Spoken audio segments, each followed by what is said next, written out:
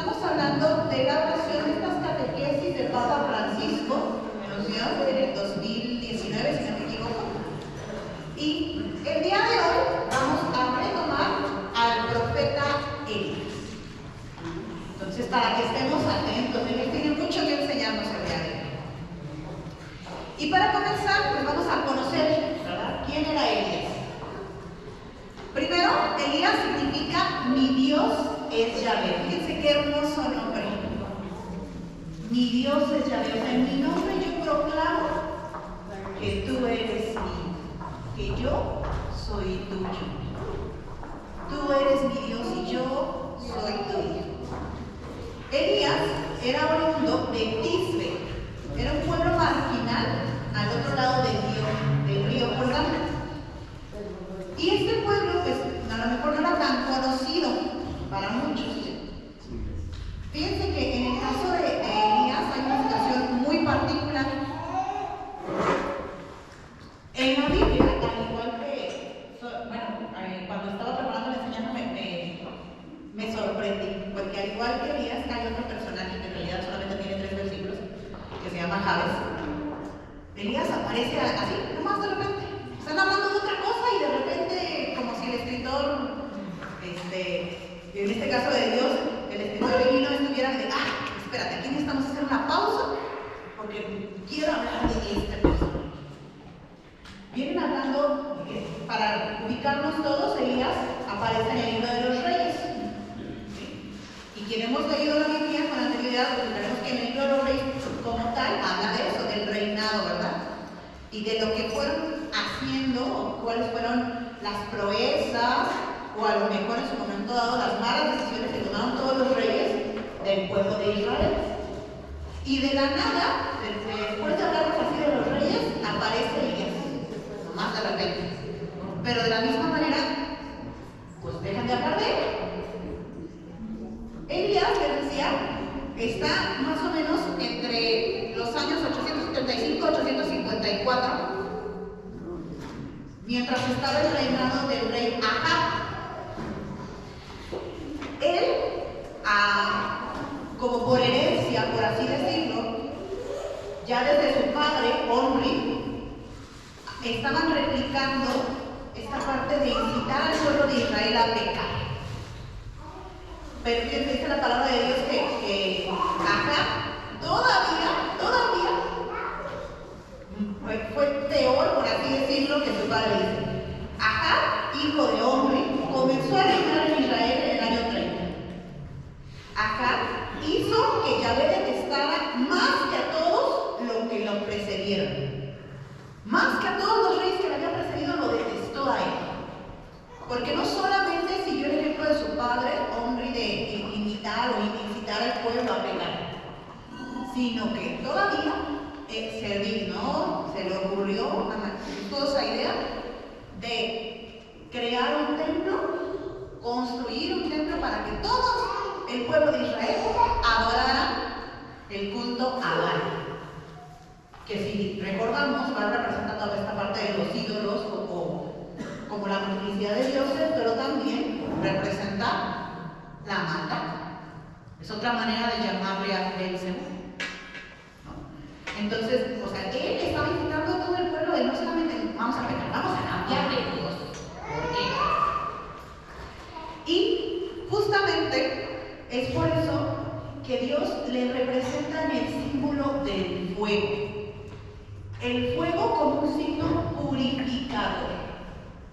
Es así que entra Elías en escena porque viene a purificar las acciones que el pueblo de Israel estaban cometiendo, rebelándose contra Dios. La siguiente, por favor. Les decía, este profeta entra en escena así nomás de repente, de una manera inesperada, misteriosa, como si Dios mismo lo hubiera enviado. Se dio cuenta Dios que su pueblo se estaba rebelando y dijo, te necesito. Y aparece de la nada en el primer libro de Reyes, en el capítulo 17. Les digo, están hablando, si ustedes le dan una leída, están hablando de los reyes y de repente mencionan a Elías. Pero también, de la nada, nos habla de cómo simplemente Dios llega y lo arrebata en un carro de fuego y se lo lleva. O sea, así como apareció, desapareció. Por lo tanto, se considera que es un profeta que no tiene un origen preciso, realmente no sabemos nada de su historia hasta antes de ese evento, pero tampoco tiene un final. Así como Dios lo hizo, va a aparecer en el momento preciso, Dios se lo lleva. Y su nombre, les decía, es como esta parte de que su función, su papel en esta parte de la historia de los reyes, quisiera hacer honor a su nombre. Mi Dios es Yahvé. Todo lo que hace, y de lo que vamos a hablar, vamos a descubrir que en todo lo que hace Elías, proclama constantemente en sus acciones: mi Dios es Yahvé. Y eso es a lo que nos invita. Es a lo que les invito hoy, a través de este descubrir Elías, que todo cuanto hagamos, de manera particular en nuestra oración, digamos como el nombre de Elías: mi Dios es Yahvé. Y entonces todo cuanto yo hago, lo que soy, cómo me comporto, todo va a replicar ese nombre. Elías, una vez que aparece, por así decirlo, escucha la voz de Dios. Dice: Yahvé dirigió esta palabra a Elías: sal de aquí y dirígete al oriente y escóndete en el torrente de Jordán, que está frente al Jordán. Para esto, Elías quería dar a conocer que por las decisiones del rey Ahab y por la rebelión del pueblo de Israel iba a caer una sequía sobre todo el pueblo. No iba a volver a llover más. Entonces él aparece diciéndole al rey Ahab: mi Dios, Yahvé, manda decirte que a partir del día de hoy no lloverá sobre esta tierra por la decisión que tú has tomado. Y el rey Ahab, pues como que no le creía, él se llama, pues, en sus laureles, ¿verdad? Pero resulta que Dios lo protege a él. Le dice: tú también vas a pasar por esta prueba, porque esta sequía también te va a afectar a ti. Pero Elías quería que la palabra de Dios se cumpliera. Porque recuerden, él representaba a Dios.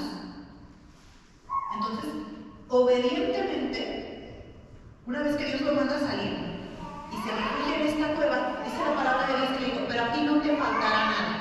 Podrás beber del torrente y además yo enviaré cuervos a alimentarte. Y estuvieron alimentando, de ahí que o sea, los cuervos iban y llevaban las migajas de pan. Y él nunca sufrió por la sequía y bebía sin dificultad del torrente. Elías nos ayuda a identificar que la oración es esto: dejarnos llevar por Dios. ¿Pero qué significa dejarnos llevar por Dios? No solamente en el sentido de obedecerle, sino que también dejarse también golpear por las situaciones malas, descubrir que en todo Dios obra, en todo, en la prueba, en la dificultad, en la enfermedad, absolutamente todo es para bien de los que aman a Dios. Y Elías lo entiende perfectamente, de que para que se cumpla la palabra de Dios, yo también tengo que pasar esta prueba. Yo también voy a vivir solo de pan y agua. ¿Y qué creen? No solamente fue un ratito, fueron 3 años. 3 años de sequía, viviendo del agua, del torrente, y con el poco de la miga de pan que llevaban los pueblos. Cualquiera de nosotros aguantaremos mucho una semana. Quien es muy fuerte, porque conozco, se han echado durante toda la cuaresma, pan y agua. Y eso fortaleciendo un chorro nuestra voluntad. Pero 3 años. Y estar tan fuerte, porque Elías no crean que era un jovenzuelo. Estamos hablando más o menos de un hombre entre los 50, 60 años,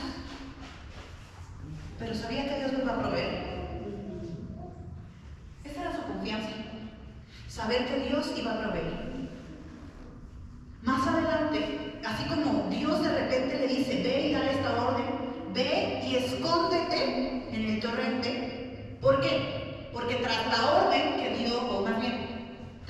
profecía que da Elías al rey Acab, su esposa, Jezabel, se enoja, se molesta porque dice, ¿cómo este viene a decirnos y amenazarnos?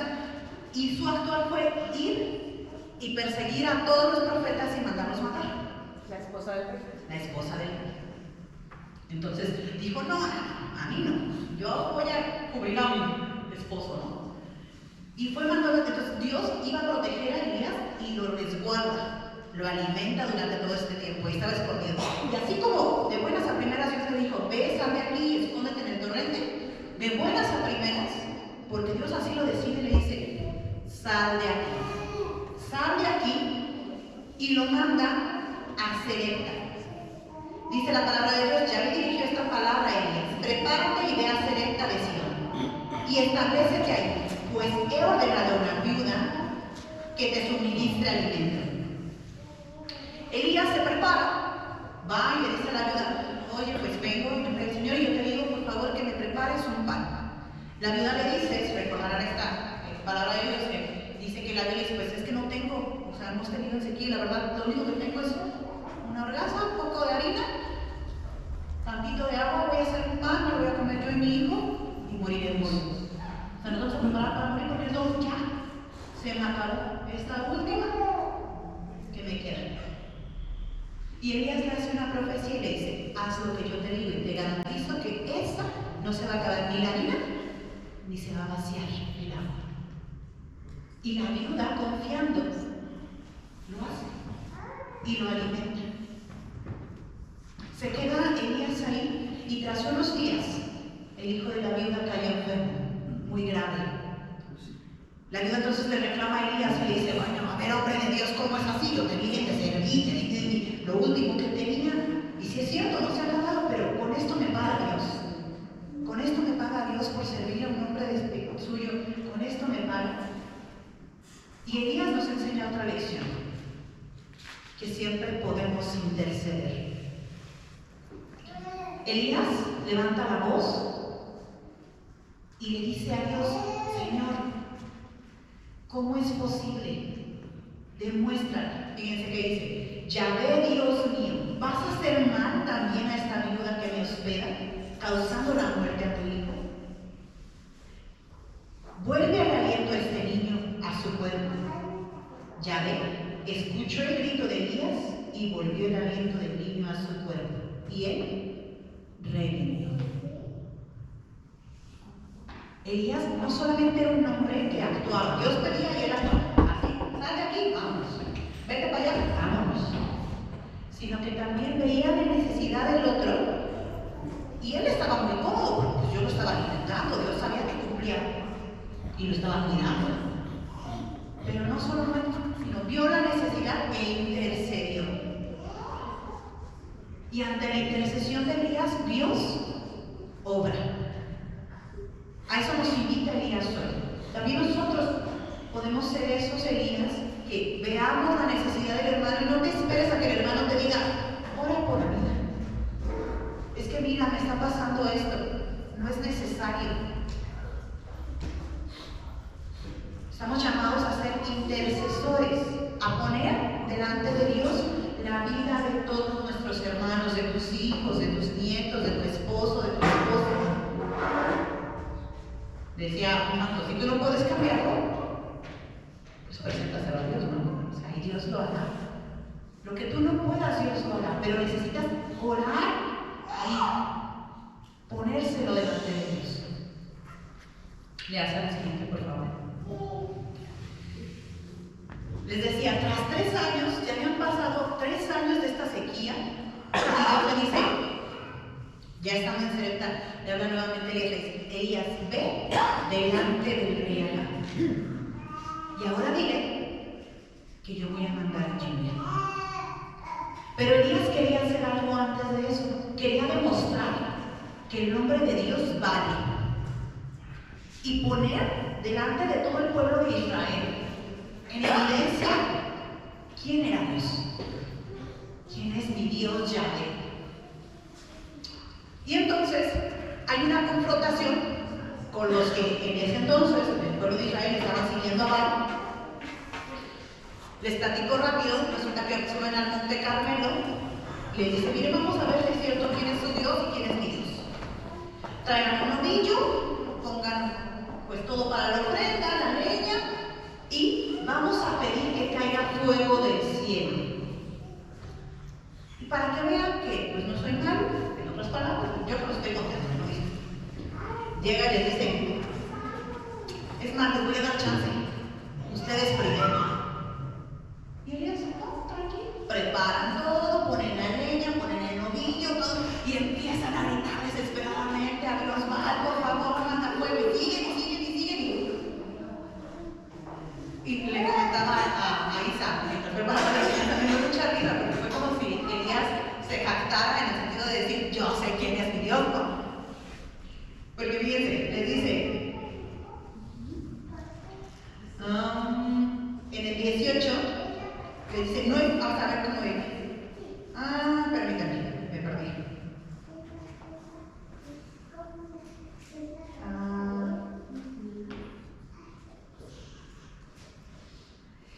Les empieza a gritar y les dice, va, responde, pues ellos están ahí. Ya llevaban hasta el mediodía y Elías se puso a burlarse de ellos. Gritar con más fuerza, porque pues él es Dios, ¿no? Pero seguramente tendrá algún negocio, le habrá ocurrido algo o estará de camino.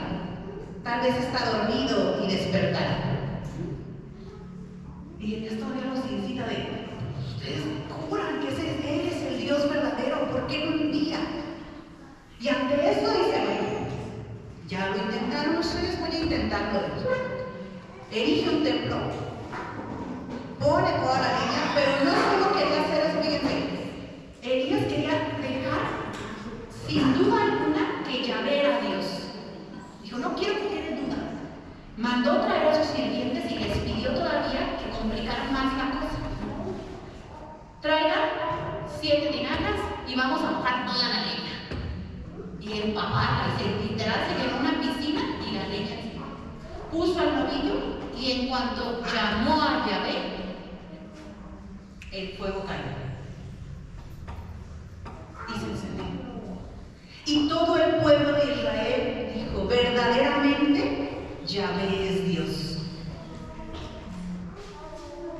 Entonces, Elías, ante esta dificultad, nos enseña que hay que ser humildes, pero que también el propósito último de nuestra oración es este precisamente: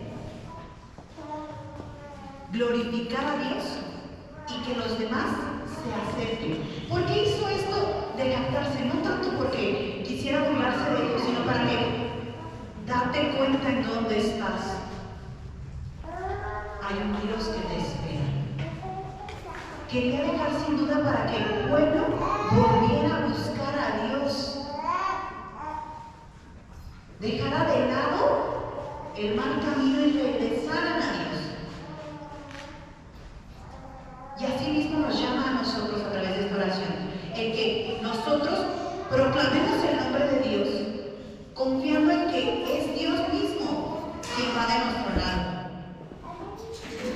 Él es el que pone la brecha del pueblo de Israel. Entonces es como una combinación de Elías entre su fe, pero también la obediencia. Elías es el hombre que se erige entonces como defensor del primado, de este altísimo Dios. Él quiere defender a Dios sobre todas las cosas y darlo a conocer. Su deseo por sobre todas las cosas es que se cumpla la voluntad de Dios. ¿Y cuántas veces nosotros le digo, sí, Señor, pero no puede ser? O de, ¿por qué, Señor? Es que... Y muchas veces dudamos de que lo que me está ocurriendo, Señor, pero ¿por qué permites esto? Y nos cuesta trabajo porque somos seres humanos a aceptar la voluntad de Dios y saber que la prueba, la dificultad, la enfermedad, la pérdida, también es voluntad de Dios, y Dios lo permite porque en ello demuestra también su gracia.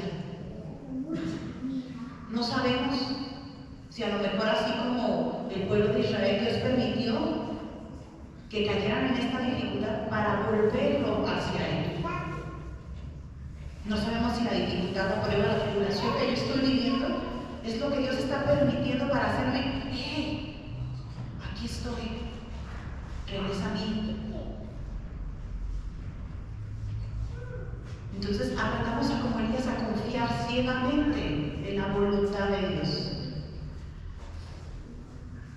Más adelante, una vez que le hace esta promesa o esta profecía al rey Acab de que va a llover, Elías ora y ora insistentemente. Fíjense que no solamente lo hizo una vez, dice la palabra de Dios que le decía a su sirviente, ve y sube y asómate a ver si se ve algo. Y subió el sirviente todo despejado, no soleado, no se ve nada. Ve y sube y así, 1, 2, 3, 7 veces. 7 veces oró, y se agachaba y oraba, y se agachaba y oraba. Y en la séptima le dijo, se alcanza a ver una nubecilla. Y eso fue suficiente para saber Elías. Ahí está. Con esto, fíjense, a través de esta oración, Elías nos enseña que tenemos que ser persistentes. No dejes de orar. Dios no te ha escuchado, claro que te escucha, pero quiere que ores más. Quiere que pidas más.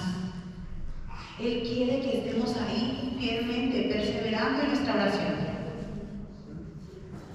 Los hombres y las mujeres de fe saben reconocer en esos pequeños signos, en esa pequeña nube que se ve a lo lejos, saben reconocer la respuesta a su petición. Elías oraba pidiendo por la lluvia, pero ya llevaba el paraguas en la mano. Él sabía que iba a llover, aunque estuviera todo despejado. Él sabía que iba a llover y que Dios iba a ver cumplida su palabra. Es como cuando nosotros insistentemente pedimos, Señor, dame flores. Y a veces Dios nada más nos da la semilla. Y Señor, pero es que esto no es lo que te pedí. Pero lo que no sabemos es que en esa semilla ya está cumplida la voluntad de Dios, ya está cumplida la promesa que Dios te hizo en esa semilla, porque pronto ha de florecer. A veces en la prueba, en la dificultad, hermanos, nos cuesta ser pacientes. Nos desesperamos. A mí me ha pasado últimamente, gracias Señor, es que tú me prometiste esto. Y yo decía, y eso créanme que sí, el luchar contra la desesperanza es muy complicado. Pero yo decía, lo que tú prometiste, no sé cómo, Señor, ¿no? Pero ahora me lo cumples. Porque tú no dices nada que no hayas de hacer. Entonces, cuando te sientas desesperado, frustrado, porque crees que la mano de Dios no está obrando, recuerda que tienes la semilla ya. Solo falta que florezca. Y esta lluvia vino a traer al pueblo de Israel no solamente esta parte de los torrentes llenos, de los ríos llenos, de volver a tener agua, sino también representaba esa purificación del pueblo de Israel. A través de la lluvia Dios los purificó por la adoración que estaban dando a Baal, por esta parte de limpiarse precisamente de seguir a otros ídolos antes que a Dios. También la lluvia, la tribulación, la tempestad, Dios lo utiliza para purificar el corazón, para purificar la intención y que entonces volvamos a Él.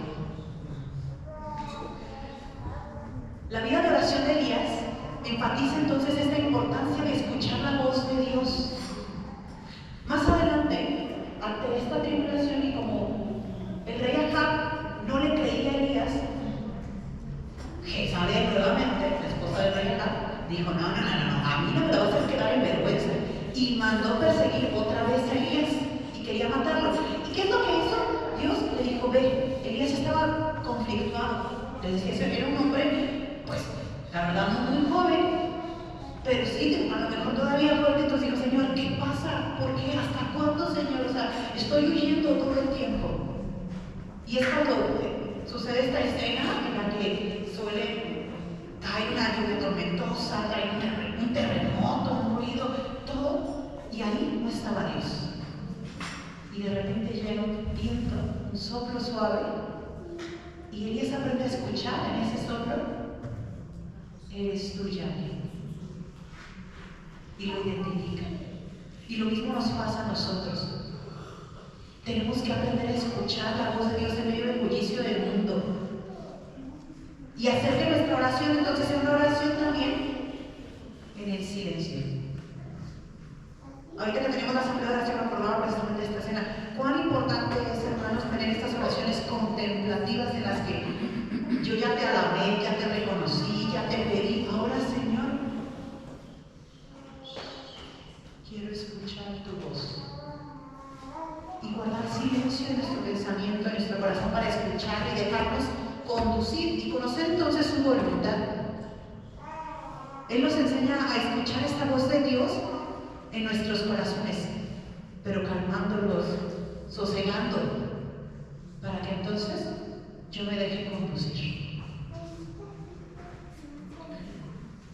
Elías es este hombre de vida contemplativa, pero también activa. Más adelante, les decía, aparece en Primera de Reyes 17, 18 y 19 todos estos eventos, y de repente le van a llamar a Elías, y vuelve a aparecer Elías en la Segunda de Reyes, y dice que el rey Ahab quería un terreno que era de Nabot, y fue y le dijo a Nabot: oye, pues véndeme tu terreno porque me gusta, mira que tengo un viñedo muy bueno, no sé cuál. No te lo voy a vender. Y la reina Jezabel nuevamente entra en escena y dice: ¿cómo no? No te preocupes, yo la arreglo, mi vida. Mándala a matar a Nabot. Y entonces le dice: ya puedes comprarme, ya no hay quien se impida. Y ante esto Elías replica y dice: tú sabes que como estás obrando no es correcto.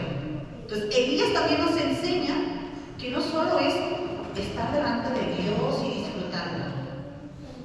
Tengo que también aprender a orar y a pedir justicia, a ver la necesidad de mi hermano, pero también a atenderla. Es como esta doble vía en que obra, labora, ¿no? Ora, labora y obra. Ya. Entonces, con Elías aprendemos esta parte de que es importante estar constantemente atendiendo la necesidad del hermano, ser sensible, darnos cuenta que en la oración es un encuentro con Dios, pero también un dejarnos enviar a la misión. Estamos aquí en este sector, estamos aquí viviendo esta asamblea para que cuando salgas de aquí vayas y des a conocer a los demás lo que tú has experimentado, les des a conocer al mundo, al Jesús que ha hecho obras en ti. Es Elías en la que se representa que esta oración no es un encerrarse solo como en el Señor, no más es para maquillar el alma, para estar a gusto. Es un encuentro con Dios. Sí, para llenarme de Dios y llevar a Dios a los demás. Le das a la siguiente.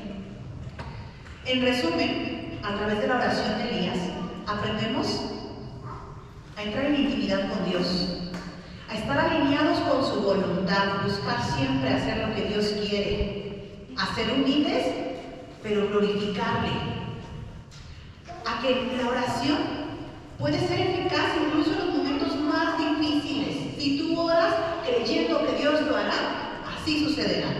Que la oración puede ser también persistente y tiene que ser paciente, insistir. Que mi oración también tiene que ser honesta y decirle: Señor, ya no puedo más. Y que en la medida en la que yo tengo una relación personal con Jesús, esta oración va a hacerse cada vez más fácil. Pero, sobre todo, que a través de la oración yo puedo interceder por los demás. Junto con la oración de Elías, quiero hablarles de la segunda parte, porque hoy vamos a hablar de dos. Uno, de Elías. ¿Recuerdan cómo es su nombre? Yahvé es mi Dios. Entonces, eso acá recuerdan. Yahvé es mi Dios, esa es mi oración. Siguiendo su voluntad, siendo humilde, viviendo por nosotros, insistiendo constantemente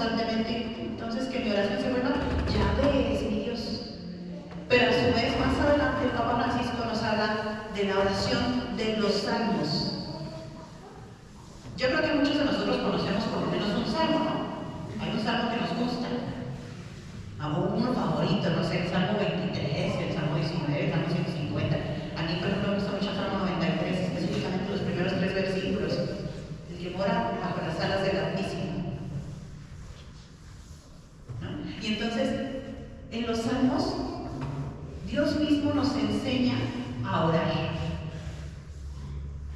Los salmos, hermanos, es un tesoro de la lírica religiosa integrado por 150 poemas. Algunos se remontan hasta el tiempo del rey David y se le atribuyen al rey David, pero muchos otros que fueron escritos mucho tiempo después, durante el destierro y la época exiliada, se cree que fueron alrededor de 1000 años más o menos el tiempo en el que se tardaron en escribir todos los salmos. En ellos podemos aprender a orar. ¿No sabes orar? Abre tu Biblia y siempre va a haber un salmo para cada ocasión. Para la tristeza, para la alegría, para el gozo, para la súplica, para el miedo. Ahí Dios te enseña a orar.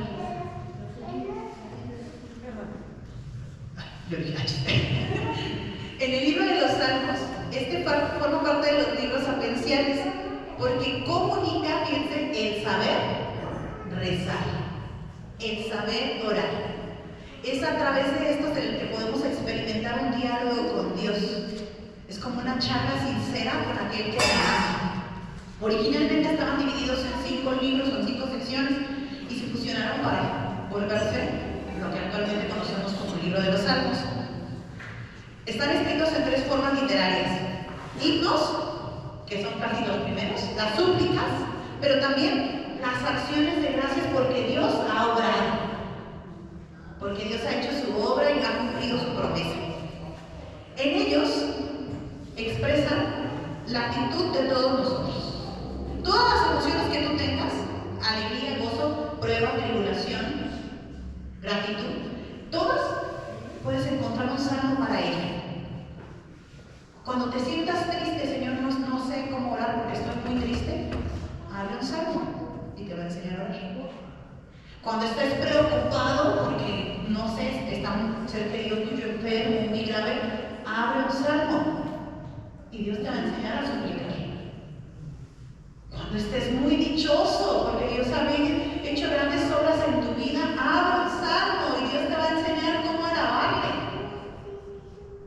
Para toda ocasión vas a encontrar un salmo. Veas a la siguiente. En los salmos encontramos todos estos sentimientos. Y estos sentimientos que colorean nuestra vida, como en el Salmo 39, perdón. Y ahora, Señor, ¿qué esperaré? Mi esperanza está en ti. Y a lo mejor estoy angustiado, pero sé que tú estás ahí. Cada salmo es una sobriedad tal que verdaderamente pueden orar con él los hombres de toda condición y todo tiempo. Eso es lo que dice en el catecismo. De toda condición y todo tiempo. Si estamos diciendo que los salmos fueron escritos al inicio del reinado del rey David, ¿hace cuántos miles de años fueron? Pero son tan actuales como tú y como yo. Porque es como si estuvieran tu vida, ¿no? No sé si ustedes han visto y no, es que no de todo lo que necesito decir de Dios. Tal cual, expresa mis sentimientos, mi dolor, mi angustia, están ahí. Y es como si fueran mis propias palabras. Los salmos nos enseñan este lenguaje de la oración. Veas a la siguiente. Dice el Salmo 94, en medio de las preocupaciones que se agolpan en mi mente, tú me das consuelo y alegría. En los salmos son la palabra de Dios que nosotros podemos usar para hablar con mi Padre, con aquel que me ve. Y para rezarles basta ser quienes somos, así como estás, con tu corazón como está, deshecho, gozoso, alegría. Como lo tengas, no importa la condición en la que estés viviendo el día de hoy. Con que seas honesto y le digas, Señor, estoy así. Con el salmo puedes orar. Los salmos nos enseñan a orar esta parte. Y escuchamos a través de ello hombres como tú, hombres como yo, que vivimos en un mundo que es complicado, pero que ante todo reconocemos como Elías, mi Dios es Yahvé. Los salmos nos enseñan a orar y a saber que el sufrimiento se puede convertir en pregunta. ¿Hasta cuándo, Señor? ¿Hasta cuándo? Pero ojo, no una pregunta como para reclamar, escuchar su voluntad, descubrir, no el Señor, ¿por qué permites esto? Sino, ¿para qué está sucediendo esto en mi vida? Y eso también lo podemos aprender a través de los salmos. ¿Ya hace la siguiente? A través de las preguntas que nos hacen los salmos, descubrimos que no es necesario volvernos adictos al dolor, sino que en ellos nos recuerda la vida que no es salvada, sino que es sanada. Dios, si Dios me sana, Dios me salva. Pero necesito ser sanado primero por Dios, para ser salvado y rescatado por Él. El orante en los salmos pide a Dios intervenir en lo que yo no puedo. Hasta donde mis fuerzas se acaban, a través de los salmos yo le pido a Dios, actúa tú. Por eso, entonces ya es una oración en sí misma. Es el respiro de la fe, como un grito silencioso que sale del corazón de quien cree en Dios. Como si yo le dijera, Señor, ayúdame, yo ya no puedo. Y entonces encontramos también la dicha y descubrir que en todo, absolutamente todo cuanto existe,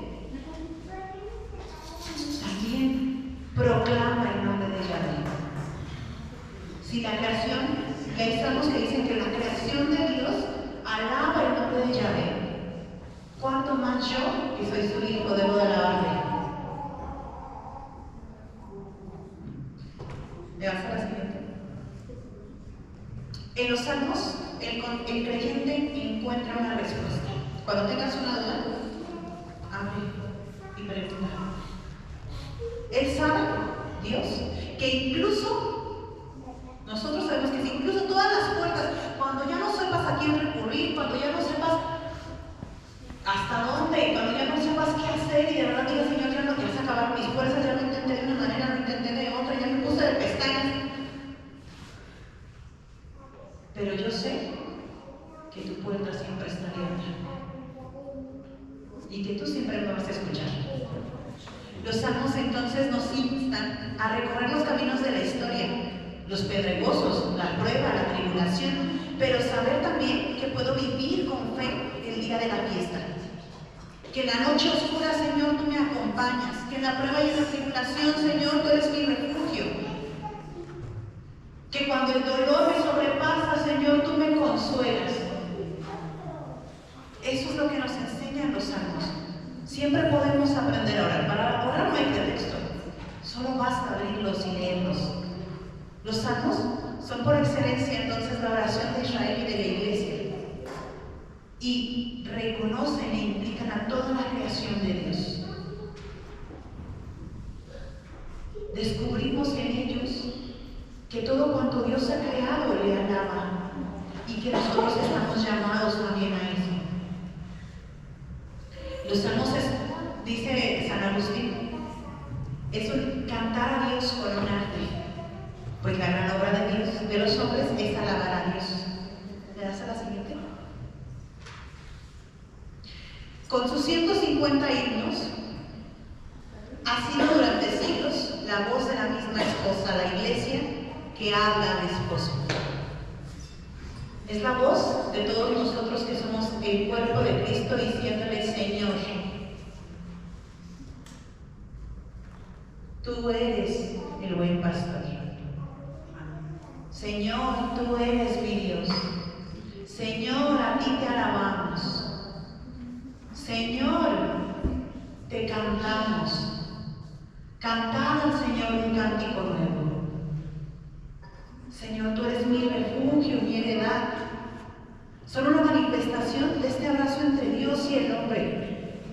En esta unión de relación, de amor, pero también de fidelidad, y Dios siempre proveyendo. Y por último, los salmos nos enseñan que el fin último es hacer orar, elevar a Dios por la contemplación alabar a Dios por su contemplación de su infinita majestad, el reconocer quién es. En los salmos, hermanos, al igual que la esposa habla al esposo, nosotros tenemos esta opción de reconocerle, de alabarle, de bendecirle. Decía San Jerónimo que comparaba la parte de los santos como un gran edificio y que la puerta de entrada era el Espíritu Santo. Así como el Espíritu Santo ha inspirado o inspiró en su momento dado a escribir los salmos, es el mismo Espíritu el que nos inspira a nosotros para orar a Dios. Entonces, yo te invito a través de estas dos enseñanzas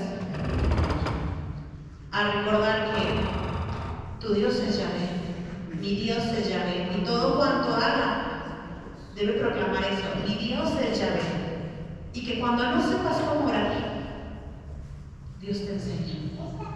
Abre el salmo